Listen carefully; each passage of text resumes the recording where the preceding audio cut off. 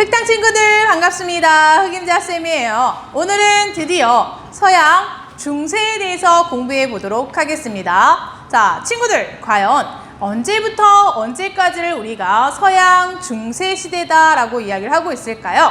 선생님과 함께 지금부터 서양사 시대 구분을 간략하게 해보도록 하겠습니다. 자, 우리가 지난 시간에 로마에 대해서 공부를 했었는데, 자, 잠깐 다시 시간을 거슬러 로마 말기로 가보도록 하겠습니다. 자, 지도를 함께 보실까요? 자, 지도에 선생님이 빨간색으로 선을 하나 그어놨는데, 이 선이 의미하는 게 과연 무엇인지 친구들 기억나나요?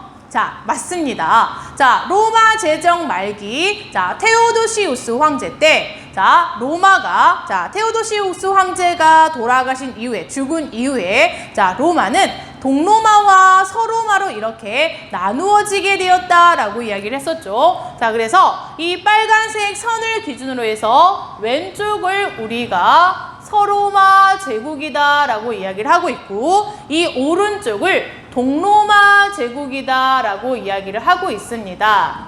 자, 하지만 이후에 이 서로마는 476년 자, 게르만족의 침략으로 멸망하게 되었죠. 자, 여기 볼까요? 476년 서로마 제국이 자, 무너지게 되었습니다. 서로마 제국이 멸망하게 되었다. 자, 하지만 서로마가 멸망하고 나서도 이 동로마 제국 같은 경우는 이후에 1000년 정도 더 지속이 되다가 1453년 자, 오스만 제국의 침략으로 멸망하게 되죠. 자, 동로마 제국이 멸망하게 되었다. 친구들, 이 동로마 제국은 나중에 비잔티움 제국으로 불리우는 나라입니다. 자, 동로마 제국이 멸망하게 되었다. 자, 이렇게 자, 지난 시간에 공부를 했었는데, 자, 서양사의 시대 구분은 바로 이 서로마의 멸망과 동로마의 멸망을 기준으로 하고 있습니다. 자, 그러니까 이 서로마 제국이 멸망하기 전까지의 시대를 우리가 서양 고대라고 이야기를 하고 있고, 서로마 제국의 멸망부터 동로마 제국의 멸망까지 약 1000년 정도의 이 시기를 가리켜 우리는 서양 중세 시대다라고 이야기를 하고 있습니다. 그리고 동로마 제국의 멸망 이후부터를 우리가 서양 근대 시대다라고 이야기를 하고 있습니다. 자, 친구들, 서양사 시대 구분 간략하게 했는데, 자, 이해 가시죠? 자, 그러면 이제 중요한 내용이 무엇이냐? 자, 여러분, 선생님이 이 서로마 제국은 누구의 침략으로 멸망했다라고 이야기를 했었죠? 방금 전에. 친구 기억나죠? 누굴까요? 맞습니다. 게르만족의 침략으로 멸망했다라고 이야기했죠. 게르만족. 자, 그럼 지금부터 이제 선생님과 함께 가장 비중 있게 공부를 해야 될 민족이 누구다? 그렇죠. 게르만족입니다. 게르만족. 쉽게 말하면 이 게르만족의 이동과 이제 서양 중세의 시작이 자, 연관이 되어 있다라는 거죠. 자, 그럼 지금부터 선생님과 함께 게르만족은 어디에 살고 있었던 민족이었고, 자, 이후에 어떠한 이제 발전 과정을 거쳤는지 지도를 통해 선생님과 함께 본격적으로 자, 공부해 보도록 하겠습니다. 자, 그럼 친구들, 일단 게르만족은 어떤 특징을 갖고 있는지 자, 간략하게 선생님이 이야기를 해주면, 유럽에 가면 친구들이 이제 나중에 유럽 여행을 가보면 많이 만나볼 수가 있는데, 일단 게르만족은 체격이 굉장히 건장합니다. 키도 크고요. 그 다음에 굉장히 몸집도 크고, 그 다음에 파란 눈에, 그 다음에 머리카락 같은 경우에는 이제 금발을 갖고 있는 이런 신체적인 특징을 갖고 있는 민족이 게르만족이라고 할 수 있는데, 자, 이 게르만족들은 원래 어디에서 살고 있었던 민족이냐면 이 발트해 근처에서 이제 살고 있었던 민족이었습니다. 자, 게르만족들은 이 발트해 근처에서 이제 농사를 지으면서 살고 있었는데, 자, 인구가 증가를 하게 되면서 자, 점차 인구가 증가를 하게 되면 뭐가 부족해질까요?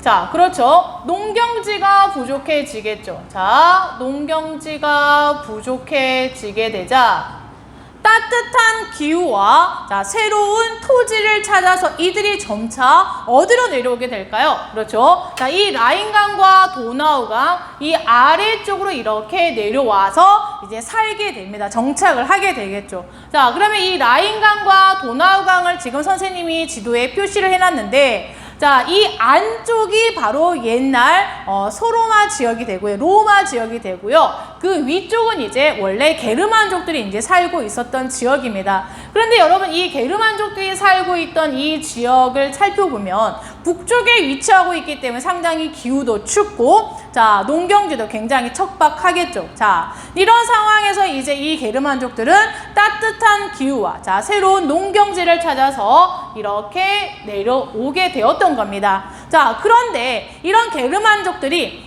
본격적으로 대이동을 하게 된 계기가 있었는데 그게 바로 무엇이었냐면 4세기 무렵 자, 바로 중앙아시아 쪽에서 자, 누가 내려오게 되냐면 훈족이라고 하는 민족이 자, 대거 자, 이 로마 영역 이쪽으로 이제 이렇게 중앙아시아에서 이렇게 남쪽으로 밀고 내려오게 되면서 연달아서 이제 이 게르만족들도 자, 로마의 영역 안으로 들어오게 되는 거죠. 그리고 그 결과 476년 서로마 제국을 멸망시키게 되었던 겁니다. 자, 정리해 볼까요? 게르만족들이 이동하게 된 배경은 첫 번째, 인구의 증가로 농경지가 부족해졌던 것과 두 번째, 4세기 무렵 누구의 이동으로?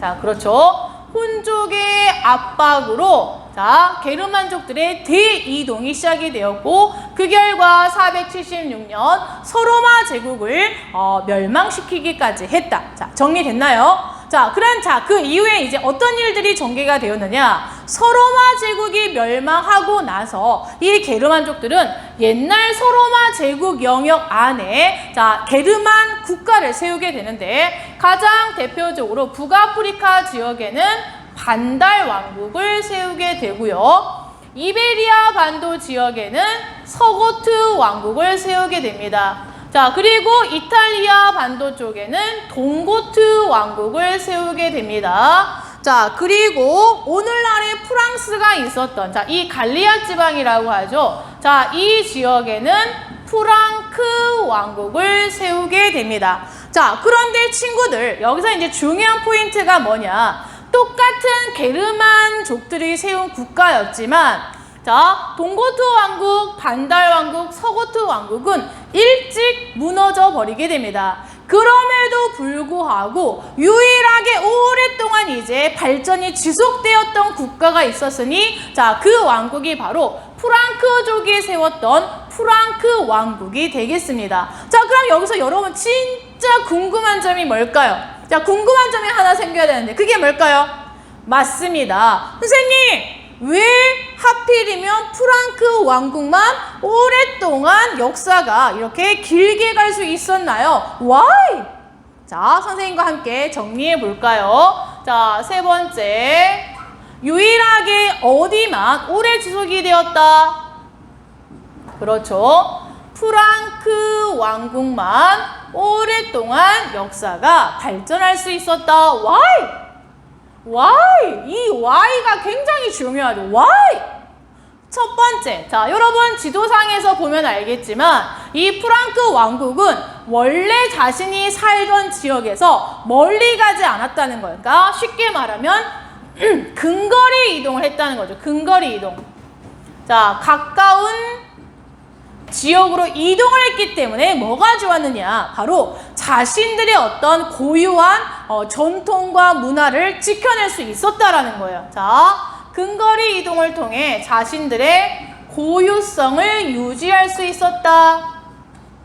자, 그 다음 두 번째, 이게 가장 중요한 이유라고 할 수가 있는데 다른 게르만족의 국가와는 달리 프랑크 왕국 같은 경우에는 자, 이 지역에 원래부터 살고 있던 로마인들과의 어떤 대립과 갈등을 자, 뭐라 해야 되나 줄이기 위해서 로마인들이 믿고 있던 종교로 개종을 하게 됩니다. 자, 로마인들이 믿고 있던 종교가 무엇이었을까요? 맞습니다. 크리스트교였었죠. 자, 이 콘스탄티누스 대제 때 크리스트교를 공인했고 테오도시우스 황제 때 그리스도교를 국교화 시켰잖아요. 자, 프랑크 왕국은 바로 자, 크리스트교로 개종을 함으로써 자, 로마인들과의 어떤 갈등을 줄일 수가 있었던 겁니다. 이해 갔나요? 자, 굉장히 중요한 내용이니까 여러분 잘 기억해 두시기 바랍니다. 자, 그럼 이제 선생님과 함께 본격적으로 자, 이 프랑크 왕국이 어떠한 발전 과정을 거쳤는지 자, 좀 더 자세히 공부해 보도록 하겠습니다. 지도를 지우고 선생님과 함께 자, 다시 공부해 봅시다. 자, 친구들. 이 프랑크 왕국의 성립과 발전에 대해서 이제 공부하기 전에 선생님은 항상 이 프랑크 왕국을 공부하다 보면은 생각나는 CF가 있어요. 최근에 나왔던 CF인데 선생님 초등학교 때 나왔던 CF거든요. 정확하지는 않을 것 같은데 대략 30년에서 40년 전에 나왔던 CF인 것 같아요. 어쨌든 최근에 나왔던 건데 혹시 여러분 이 CF송 들어본 적 있나요? 선생님이 한번 여기서 이제 보여줘 볼게요. 켄터키 프랑크 쫀쫀해요 빠밤, 켄터키 프랑크 쫀쫀해요 빠밤 하면서 이렇게 나왔던 CF였는데 여러분 혹시 궁금하다 싶은 친구들은 이제 너튜브 이제 검색을 해보면 찾아볼 수 있을 거예요. 자, 어쨌든 여러분 이 프랑크 왕국 자, 같이 공부해 보도록 합시다. 자, 근데 아마 여러분 이 프랑크 왕국을 공부하다 보면은 다른 내용은 다 기억이 안 나고 끝나고 나면은 이게 기억이 난대요. 켄터키 프랑크 쫀쫀해요 빠밤. 이 CF송이 계속해서 이제 귀에 맴돈다고 하는데 절대 그러면 안 됩니다. 자, 다시 한번 여러분 이 프랑크 왕국 하면 여러분이 꼭 기억해야 될 인물 4사람이 있는데 자, 이 4사람의 앞글자를 따서 선생님이 클카 피카로 정리해 보도록 하겠습니다. 자, 클, 카, 피, 카. 자, 이렇게 꼭 기억해 둬야 됩니다. 자, 그럼 첫 번째 클 누굴까? 클로비스입니다. 클로비스. 자, 클로비스라고 하는 사람은 프랑크 왕국을 세운 인물이죠. 자, 바로 프랑크 왕국 중에서도 메로베우스 왕조. 자, 메로베우스 왕조를 세운 인물이면서 로마인들과의 어떤 갈등을 줄이고 자, 로마인들과의 융합을 위해서 자, 종교를 바꾸게 되죠. 자, 어떤 종교로? 자, 크리스트교로 개종을 하게 됩니다. 자, 크리스트교로 개종을 했다. 자, 그런데 크리스트교 중에서도 이제 무슨 파로 개종을 하게 되냐면 아타나시우스파, 아타나시우스파로 개종을 했었던 겁니다. 자, 그러면 친구들 여기에서 이제 조금 심화된 내용이긴 하지만 꼭 알고 가야 되기 때문에 선생님이 정리를 해주면 여러분 크리스트교에는 2개의 종파가 있습니다. 하나는 아리우스파, 자, 아리우스파가 있고요. 또 하나는 아타나시우스파가 있습니다. 자, 아타나시우스파.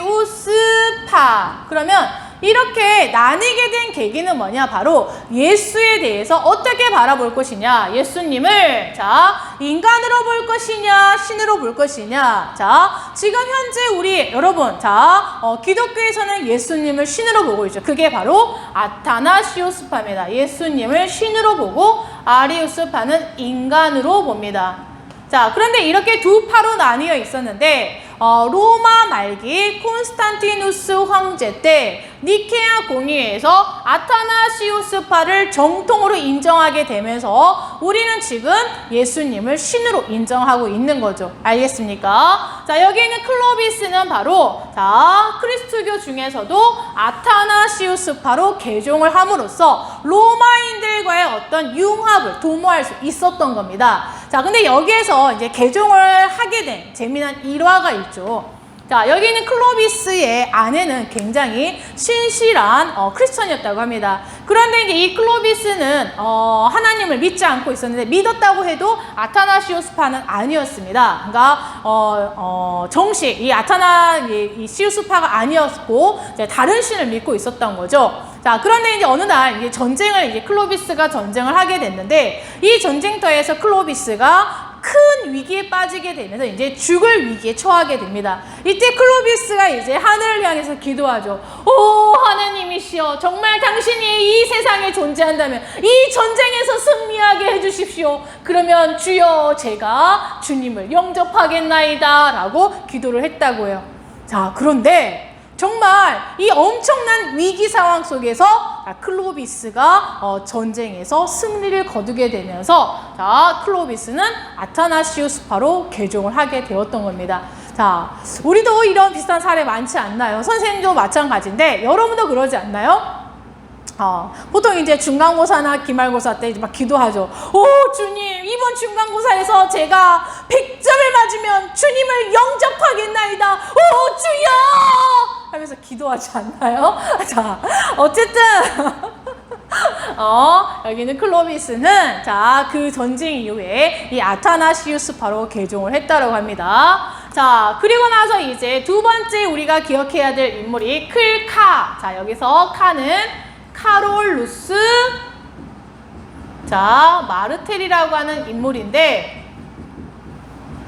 자, 다른 데와 달리 선생님이 여기에 아들이라고 적어놓지 않았죠. 많은 친구들이 이제 오해하고 있는 것 중에 하나가 카롤루스 마르텔이 클로비스의 아들일 거라고 착각을 하는데, 자, 위에 선생님이 연도를 자, 세기를 표시해 나서 알 수 있듯이 이 두 사람 사이에는 거의 한 200년 정도의 텀이 있습니다. 무슨 말이냐? 게르만족은 이제 이 아버지가 죽으면 자식들에게 땅을 똑같이 나누어주는 풍습이 있다고 합니다. 그래서 이 클로비스가 죽은 이후에 이제 아들들에게 똑같이 상속을 하게 되면서 자, 이 프랑크 왕국은 이 땅이 계속 나누어 분할 상속이 됐기 때문에 힘이 약해질 수밖에 없었겠죠. 자, 이렇게 왕권이 약해지는 것들을 이제 보완하기 위해서 만들어지는 이제 제도라고 해야 되나요? 그게 바로 뭐냐? 바로 궁제라고 하는 시스템입니다. 궁제. 자, 궁제를 두어서 약해진 왕권을 이제 보완하고자 했던 거예요. 자, 그러면 궁제는 뭐냐? 오늘날 우리나라로 따져본다면 국무총리 정도가 될 것 같아요. 자, 이 카롤루스 마르텔은 궁제입니다. 궁제, 왕이 아닌 거죠. 자, 궁제로서 굉장히 중요한 일을 하나 하는데 그게 바로 뭐냐? 뚜르뿌아띠의 전투에서 자, 뚜르뿌아띠의 전투에서 누구의 침략을 막아냈느냐? 바로 이슬람의 침략을 막아냅니다. 이슬람의 침략을 격퇴했고요.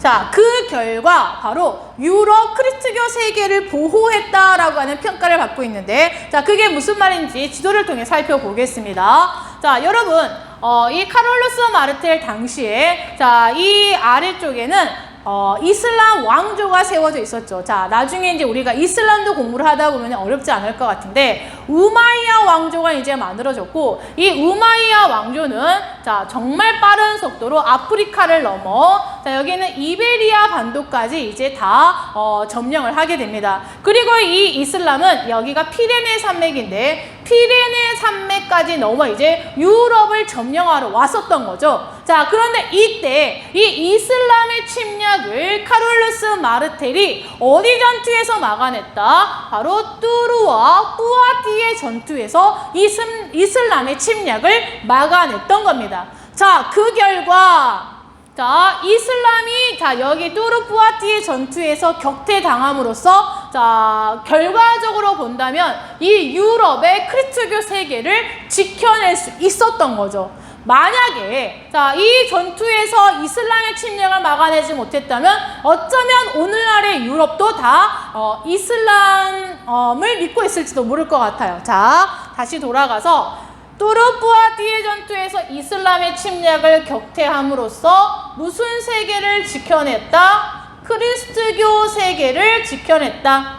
자, 크리스트교 세계를 지켜냈다라고 평가하고 있습니다. 이해 갔나요? 자, 여기서 또 재미난 사실, 여러분, 여기는 카롤루스 마르텔 할 때 이 마르텔은 닉네임이거든요. 별명. 자, 이 마르텔이 뭘 뜻하냐면 망치를 뜻한대요. 해머. 자, 그래서 망치 들고 굉장히 싸우고 있는 이런 사파들이 굉장히 많으니까 한번 찾아보기 바랍니다. 자, 이 카롤루스 마르텔의 아들이 누구냐? 클카피 할 때 이 피는 피핀이라고 하는 사람입니다. 피핀. 자, 이 피핀도 자, 카를로스 마르텔의 아들이었기 때문에 궁제 출신입니다. 자, 그런데 이 피핀은 아버지와 달리 굉장히 야심이 컸던 사람입니다. 야심이 컸다는 건 내가 뭐가 되고 싶다? 그렇죠. 왕이 되고 싶은 거죠. 난 궁제 싫어. 난 왕이 되고 싶었던 거예요. 자, 그런데 중요한 건 자, 내가 궁제이기 때문에 왕을 쫓아내고 내가 왕이 된다는 건 쿠데타인 거잖아요. 자, 그러면 이 왕으로서의 어떤 정통성, 자, 이런 명분, 이런 게 있습니까? 없습니까?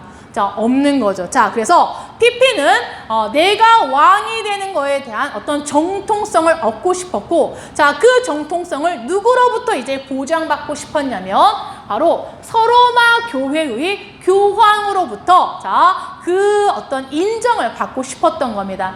자, 이 피핀을 이해하려면 여러분이 이 프랑크 왕국과 서로마 교회와의 관계를 조금 이해할 필요가 있는데, 자, 여러분, 서로마 제국은 멸망했지만 여전히 서로마 교회는 남아 있습니다. 자, 서로마 교회는 남아 있는 겁니다. 서로마 제국은 멸망했지만 서로마 교회는 남아 있고요. 자, 이쪽에 역시 무슨 교회가 있는 거냐면 동로마 교회가 있습니다.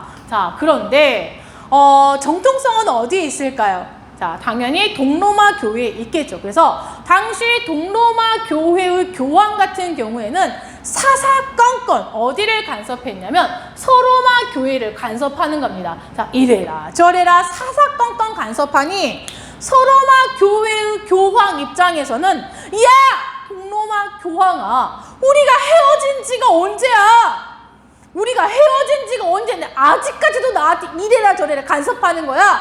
진짜 짱나! 이렇게 속으로 생각했겠죠. 자, 대놓고는 말을 못했겠죠. 자, 한마디로 말하면 이 서로마 교회의 교황 같은 경우는 동로마 교회의 간섭으로부터 벗어나고 싶었던 겁니다. 또 하나, 이민족들의 침략으로부터 역시 서로마 교회를 지켜내고 싶었겠죠. 자, 이런 서로마 교회 교황의 입장과 또 이 피핀, 왕이 되고 싶다라고 하는 이 피핀의 어떤 이해관계가 딱 맞아떨어지게 되면서 이제 두 사람 사이에 이제 빅딜이 이루어지게 되는 거죠. 자, 여기 있는 피핀 같은 경우에는 자, 이 이탈리아 반도를 침략해 왔었던 랑고바르드족, 자, 랑고바르드족의 침략을 격퇴하고, 자, 이들이 차지하고 있었던 라벤나 지역을, 자, 이쪽에 있던 이 라벤나 지역을 서로마 교황에게 선물로 갖다 바치게 됩니다. 자, 다시 정리해 볼까요? 자, 여기 있는 피핀 같은 경우, 자, 랑고바르드족의 침략을 격퇴했고, 자, 이후에 어디 지역을? 라벤나 지역을 자, 누구에게 선물로 주었다?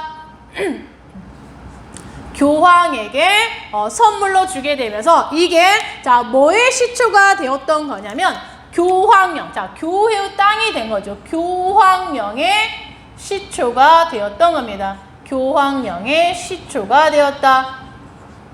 자, 그럼 여러분, 당시 교황은, 자, 어떤 생각을 할까요? 당시, 자, 교황. 자, 누구는 사랑일까요? 자, 교황. 당시 교황의 표정이 어땠을지. 자, 여러분, 이제 이 교황. 자, 눈에서 이제 막 피핀을 바라보는 이 교황의 눈에 이제 막 하트가 뿅뿅 나오겠죠. 자, 그러면서, 자, 이 교황님, 자, 어떤 생각을 했을까요? 선생님이 이렇게 말풍선 하나 그려보면, 자, 누구는 사랑입니다. 그렇죠. 피핀은 사랑입니다. 자, 피핀은 사랑입니다. 라고 하는, 말을, 절로 했겠죠. 자, 랑고바르드의 침략을 격퇴하고 라벤나 지역까지 줬기 때문에. 자, 그러면 이제 이 교황은 이제 반대로 피핀에게 선물을 줘야 될 거 아니에요. 자, 피핀에게 어떤 선물을 줬다? 피핀이 가장 원하는 선물이 뭐더라? 그렇죠. 자, 자기가 왕이 되는 거에 대한 어떤 정통성을 인정해달라고 했던 거였어요. 야, 피핀아, 너 프랑크 왕국의 왕이 되어도 좋아라고 인정을 해줬던 겁니다. 그래서 피핀은 새로운 왕조를 개창하게 되죠. 궁제 출신이었지만 새로운 왕조를 개창하니 자, 그 왕조가 바로 두 번째 왕조인 카롤루스 자, 왕조가 되겠습니다. 자, 여러분, 자, 피핀 이해했나요? 자, 그럼 이제 마지막으로 클카 피카 중에 이제 네 번째, 자, 바로 피핀의 아들이었던 카롤루스 대제. 자, 카롤루스 대제에 대해서 공부해 보도록 하겠습니다. 선생님, 왜 다른 황제들은 보통 이제 왕, 황제 이렇게 붙이는데 카롤루스 대제는 왜 대제입니까? 정말 큰 업적을 이루었기 때문에 대제가 되겠죠. 자, 그러면 카롤루스 대제, 자, 어떤 일을 했느냐? 카롤루스 대제 같은 경우에는 영토를 크게 넓혀서 옛날 서로마 제국의 영토를 대부분 회복하게 됩니다. 옛 서로마 영토, 옛 서로마 영토를 대부분 회복했다. 자, 대부분 회복했고, 자, 중요한 건, 자, 이 영토에 무엇을 전파시켰느냐? 바로 그리스도교를 전파하게 됩니다. 자, 자신이 정복한 지역에 그리스도교를 전파하게 됩니다. 자, 그러면 이 카롤루스 대제가 옛날 서로마 제국의 영토를 대부분 회복하고 거기에 그리스도교까지 전파하니 누가 가장 좋아했을까요?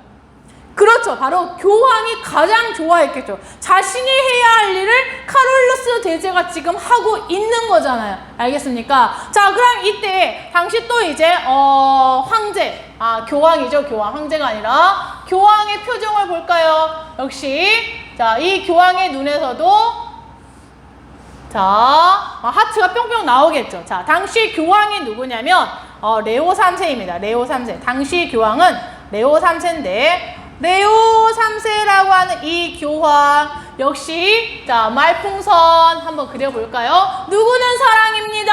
그렇죠. 카롤루스는 사랑입니다. 자, 카롤루스는 사랑입니다. 와우. 자, 카롤루스는 사랑입니다 라고 하는 생각이 절로 들었을 거 아니에요. 여러분 갑자기 여기 수업을 하다 보니까 선생님도 여러분에게 흑임자 쌤은 사랑입니다 라고 하는 소리를 듣고 싶어요. 열심히 수업을 해보도록 하겠습니다. 여러분의 기대에 어긋나지 않는 흑임자 쌤이 되도록 노력하겠습니다. 계속해서 선생님과 함께 해요. 자, 하트.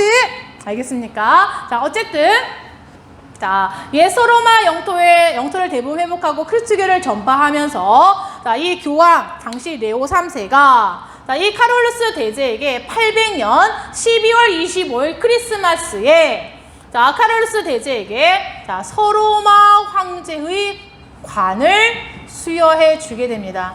서로마 황제의 관을 수여했다. 자, 언제?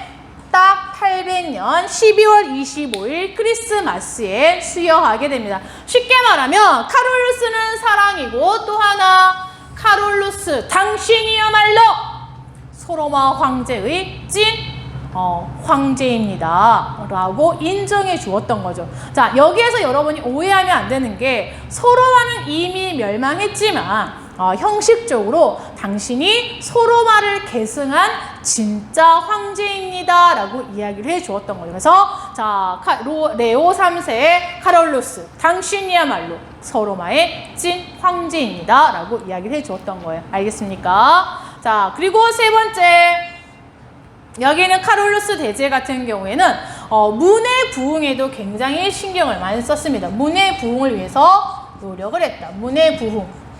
자, 예를 들면 프랑크 왕국의 수도가 이제 아헨이라고 하는 곳인데 이 아헨에 궁정학교를 세워서 자, 라틴 문화 보급을 위해서 노력하기도 했고, 자, 라틴 문화 보급, 자, 라틴 문화